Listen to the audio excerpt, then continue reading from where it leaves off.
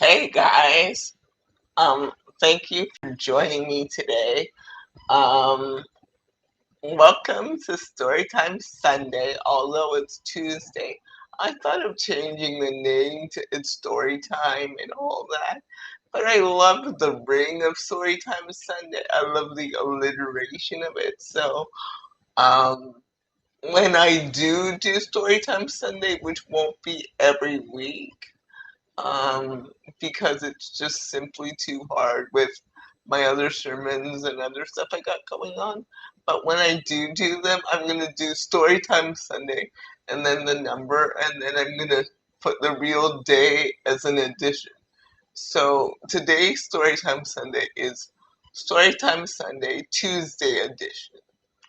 Storytime Sunday 35 Tuesday edition. And it's called Take Me Home for Christmas. Now, I know it's not Christmas, but I just got this wonderful story in my head last night, and I had to share it with you. So, this story starts about 20 years ago in 2000, when this, when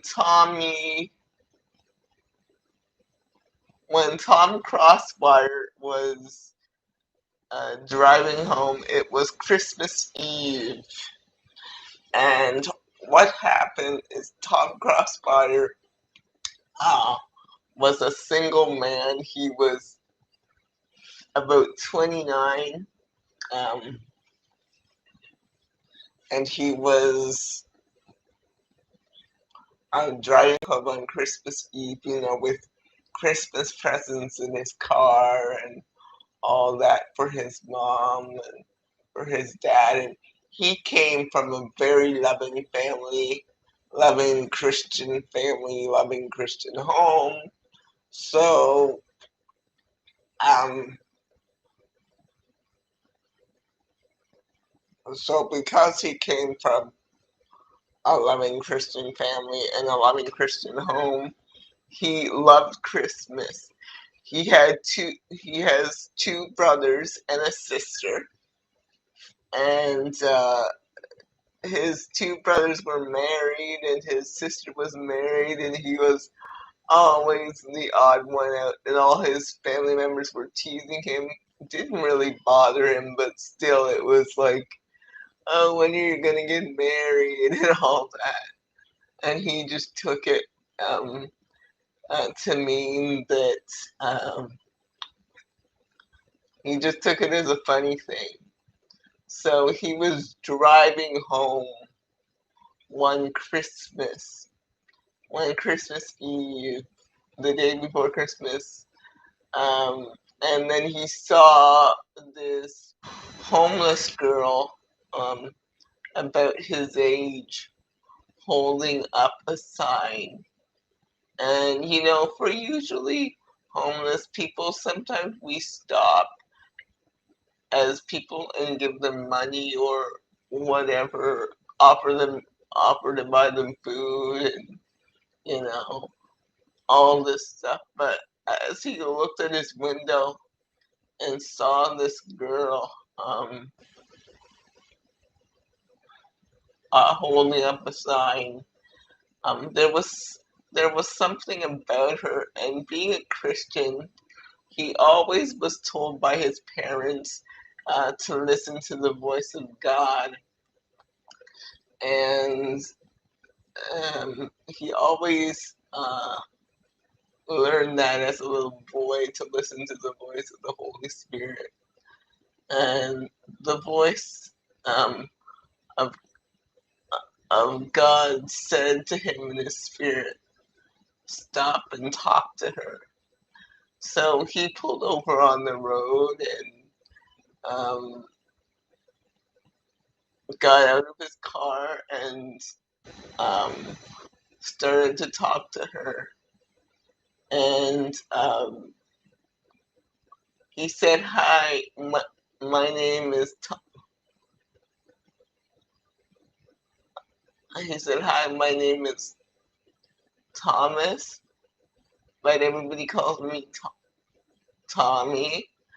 Like he said, well, I'm driving home for Christmas, and I just, I just got presents for my family, and everything's all set.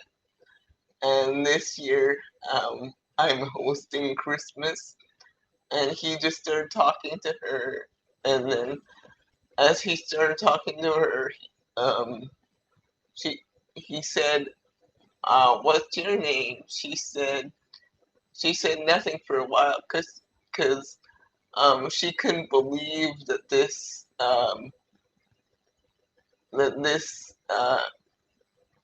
uh, put together guy that was kind of cute was actually talking to her, because people usually either pass by homeless people or assume that they're all drug addicts or mentally ill, but she wasn't. What happened? And after he told her his story, she began to tell. There was something in his eyes that was really trustworthy. So she began to tell him what happened to her. And what happened to her is she was a banker. She was a really successful investment banker, dealing with investment portfolios and how different investment things and things dealing with money, like, and if someone had a financial problem, they would come to her. She made a lot of money. She made a lot of money, but when being an investment banker didn't stop her from being frivolous with her money, right? So she was frivolous with her money, and like she was buying all this stuff and wasting her money, and it was a dichotomy because she told people how to save and invest their money, but she didn't do it for herself because she grew up poor and broke, so she wanted the finer things in life. But what happened was she overexpended herself. Um, and what happened was she got into business. She she wasn't a risk taker, but her boyfriend at the time um really was, and she didn't know it at the time. She thought he was a smart businessman. They had met at like a function of some kind for financiers and entrepreneurs, and he seemed like a really smart businessman. He didn't She didn't know that he was just a risk taker and like doing bad investments, because she looked at his track record and he always seemed to be making wise decisions and knowing when to go and knowing when to pull back. So her and her boyfriend were dating for several years. And about 5 years, when he said, "Honey, go into this deal with me." Like, so they were living together for about 5 years, and he said, "Honey, go into this deal with me." And she said, uh, "Okay, you are wise, and you said this will make us a lot of money, so here's my money. Let let me invest it with you." So it turns out that the money she invested with her boyfriend, it was a Ponzi scheme. And it turns out that the people that her boyfriend was partnering with were crooked people. And they and her boyfriend didn't know that they were crooked, and she didn't know that the people that her boyfriend was hanging out with were crooked. So when this whole Ponzi scheme came out, where a whole bunch of people lost their money and retirement savings and RRSPs and all that stuff, mutual funds, people lost it all. It was a huge scandal. And then when her boyfriend and her lost all their money, um, she came home one day from the office after the news broke and found him uh, dead, blood on the floor and everything. So he had, while she was at work, he had killed himself because he couldn't handle that he had lost all their money. Not only his, but his girlfriend's that he loved for 5 years. And he couldn't handle the guilt and the shame and stuff. So after her boyfriend had committed suicide, she just went downhill because she couldn't handle the fact that he had committed suicide. And what happened was, um, what as she went downhill, she stopped spend. She stopped. She started spending even more exorbitantly to the point where she maxed out a bunch of credit cards, took out a second mortgage on her house, made all kinds of risky, very risky decisions, and caused a bunch of people to make risky decisions because it's almost like when her boyfriend was gone, she just didn't care anymore. So she stopped coming to work because people were mad at her because she was losing money. And so eventually, because of her habits, she lost her job. And when she lost her job, she couldn't pay her bills, she couldn't pay her rent, but she kind of didn't face what she couldn't do. She was kind of living in a dream world that she could still, oh, I'll pay it off later, I'll pay it off later. Um, Never mind that she didn't have a job. She kind of was half-heartedly looking, but she wasn't really looking. She was like, oh, something will happen. But yes, something did happen. She lost her house. She lost everything. Her car, she was forced to um, sell her cars. Her house got repossessed, and everything just like even the sale of the cars didn't pay off her debts. So her debts were so absorbent. Even though she gave the money towards her debts, um, she just um, didn't. She just couldn't pay it off, and she ended up on the streets. And she was on the streets for like this was when she was uh she lost her money when she was 25, and she'd been on the streets for 5 years.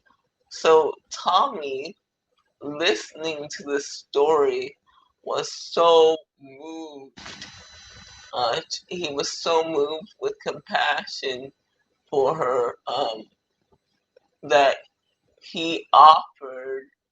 He heard the Lord speak again after she finished her story. Um, she and the Lord said, "Take her home with you." And so he asked her if she'd like to come home with him. And at first, she was a little reluctant, and he was a little reluctant because she's a stranger, homeless person, and she just told you this devastating story, and you want to take her home. So he thought he was crazy, but he still asked her. And despite her reservations of getting into a stranger's car, she agreed. So he took her home. And when he took her home, um, like his his apartment was so nicely decorated and everything. It was so beautiful. And she hadn't had a Christmas like that in 5 years. So, um, so, and when his parents came the next day, because the next day was Christmas Day, uh, um, to see this young woman uh, in their son's house and staying with them, staying with him, they were like, "Hello." They were a bit reluctant when they sat down to dinner, and they asked her a question. Uh, who are you? You know, the basic questions. What do you do and whatever. So when they were sitting at the table, um, uh, she told her Tommy uh, told his parents that she was a homeless person and they met yesterday. And his parents were surprised. His father looked a bit upset, like you're taking this strange woman into your home that you met yesterday. Uh, what's going on there? And his mother was shocked and livid. But when she when I think her name was uh, Vivian told, or maybe it was Julie, but now it's Vivian. Sorry about that. When Vivian told her story, her parent, his parents were so moved that they just couldn't believe that she was still standing, that she was still okay, and and his parents were so bowled over by her because she was such a nice person and such a wonderful person after what had happened to her. Um, just totally going from rags to riches to rags again, and having her someone she loved commit suicide so drastically and all that stuff. They were so moved by her that they they they were so moved by her that they couldn't believe it.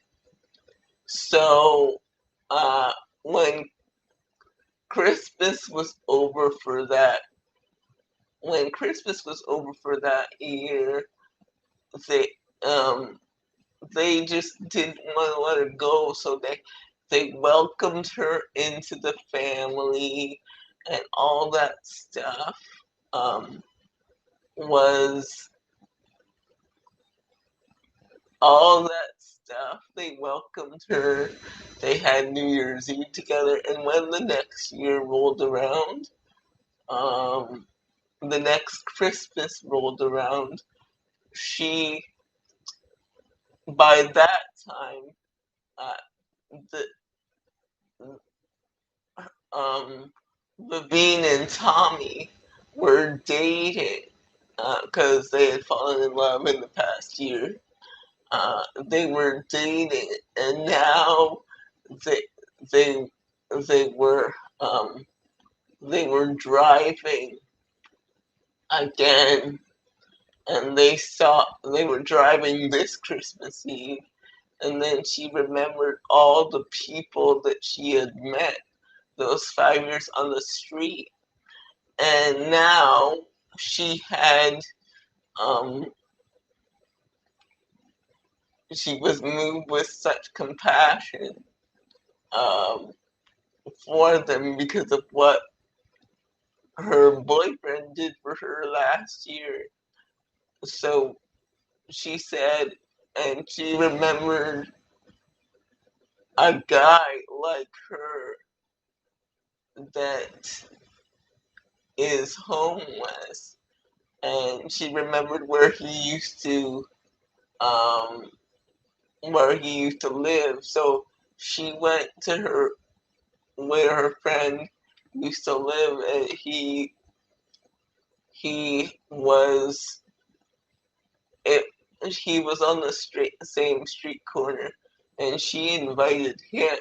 They invited him home, and then coincidentally that night, Vivine and Tommy got engaged, and here was this stranger at their table, and um, this stranger had a moving story too, and um, so they spent Christmas with this year with this stranger as well, and and they found out that this stranger uh, had a gifting for preaching. So, so that year, when when the string that March, the stranger went to church, and um, I'm talking about the male stranger that they had invited over to their house. He went to church and got saved and started helping out in the church, and they discovered that he had a gifting for preaching and expounding the word of God. So what happened is uh, that homeless man that they took in, Vivine's friend, was like an asset to their church because he was given a chance. And when their pastor left, he took over. So year 3 on Christmas, they said um, they on Christmas Eve they said, you know what, we can't continue doing this every year, just taking in one at a time, and uh, like anything, I want to help as many people as possible, not just give them food, but give them a start, give them job skills, give them all that stuff. So what they did, instead of driving and picking up one person or two people to sit on at their table, what they did was just um, start a program where they helped all these people that she knew um, with job skills or whatever, and the program was called "Take Me Home for Christmas" because what it would what would happen was a homeless person that needed a home or needed a new start or whatever, they would get matched with a family that would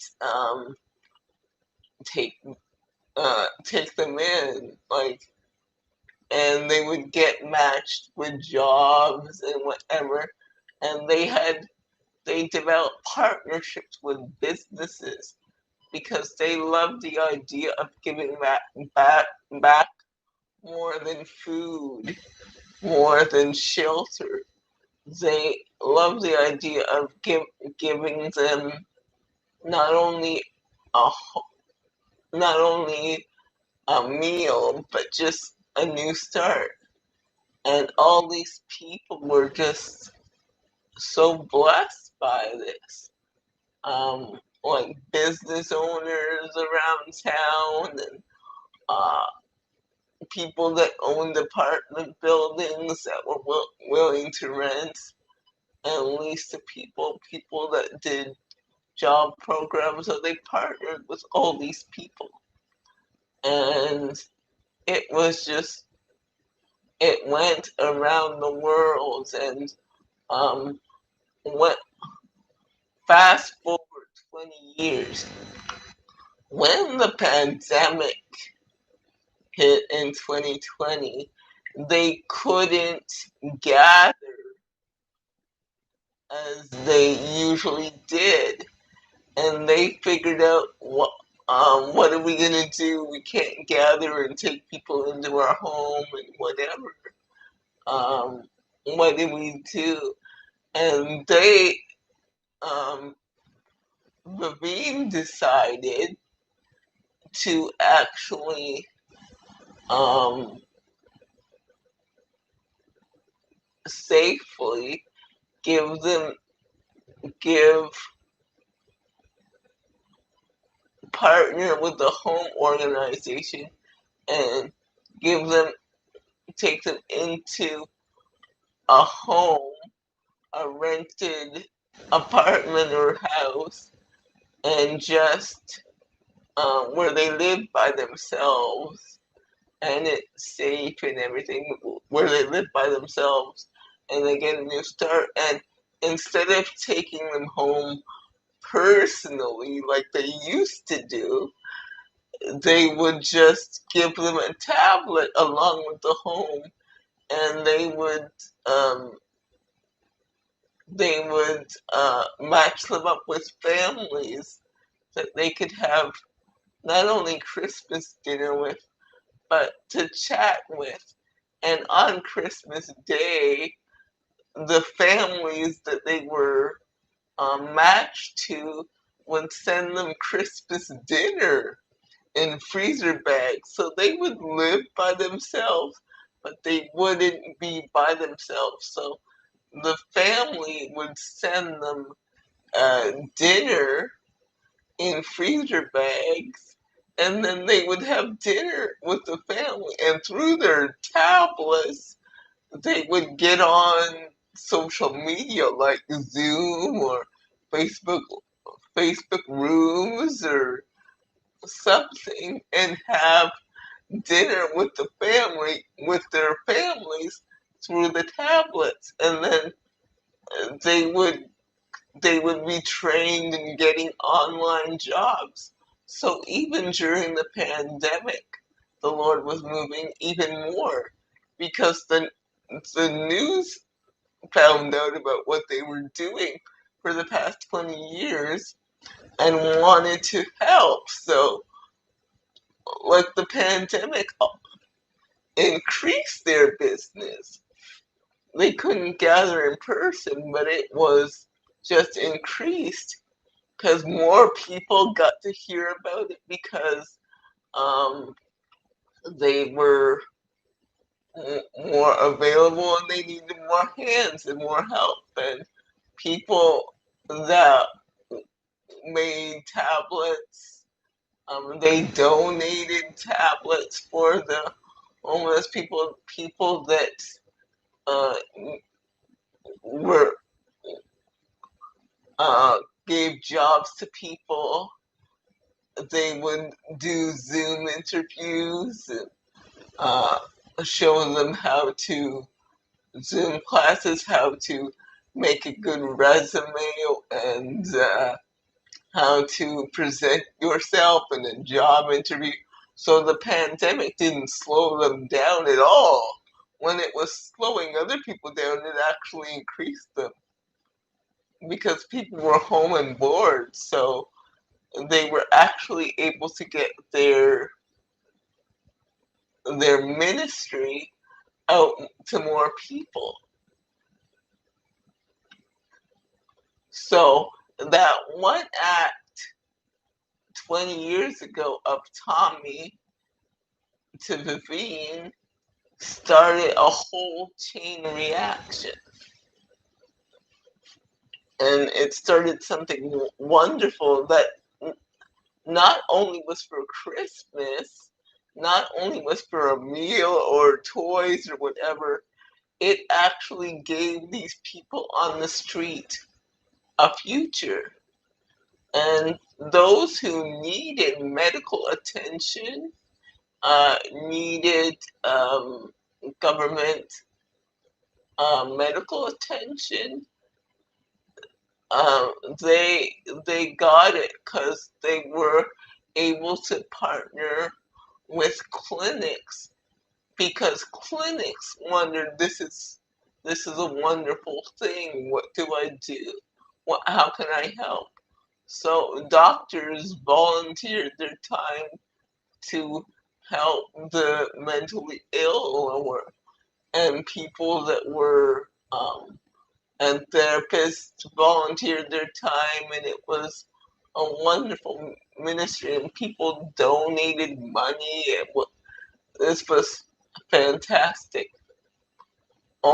Only that one little act, only that one little act with Tommy and picking up the beat, and it just turned into something wonderful. So you never know what one little act can do. And it didn't only didn't only happen at Christmas, but it expanded past that to give these people who people ignore life again, to not only give them a meal or toys or whatever, but to give them life again, to give them computer skills, job skills, um, those who wanted to go to college and medical training. They had partnerships with colleges and medical training and all that stuff. And schools, those who wanted to go to school, and it was wonderful. So one act, one word from God can change your life. Um, one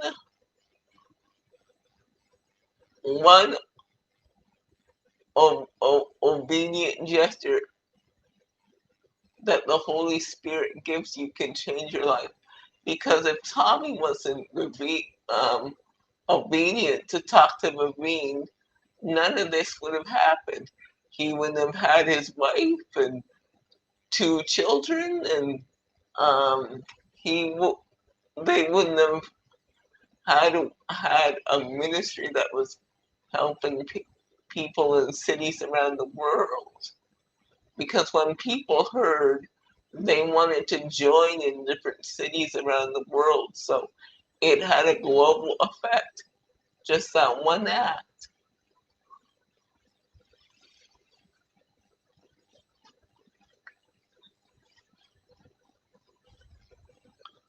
So, guys, thank you so much today. I really appreciate you listening to me. Bye.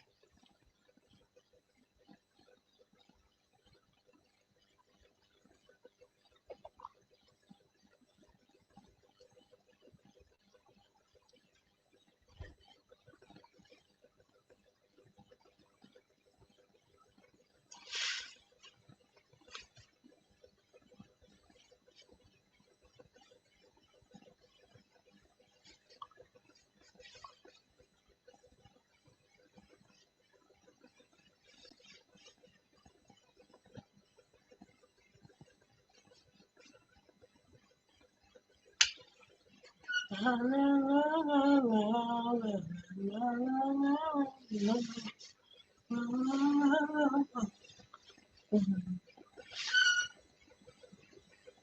Take me home for Christmas.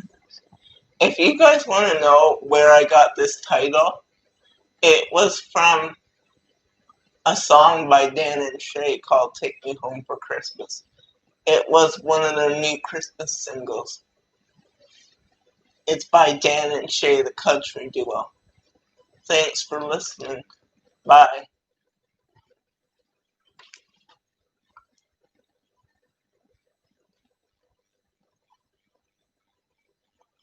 Take me home for Christmas.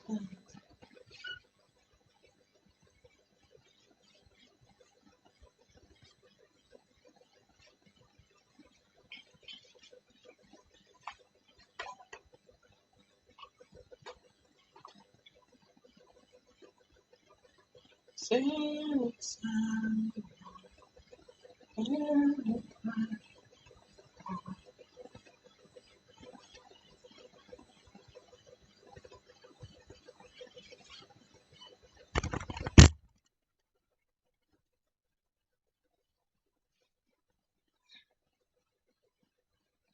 Resting all night this time in the air there's a feeling of Christmas.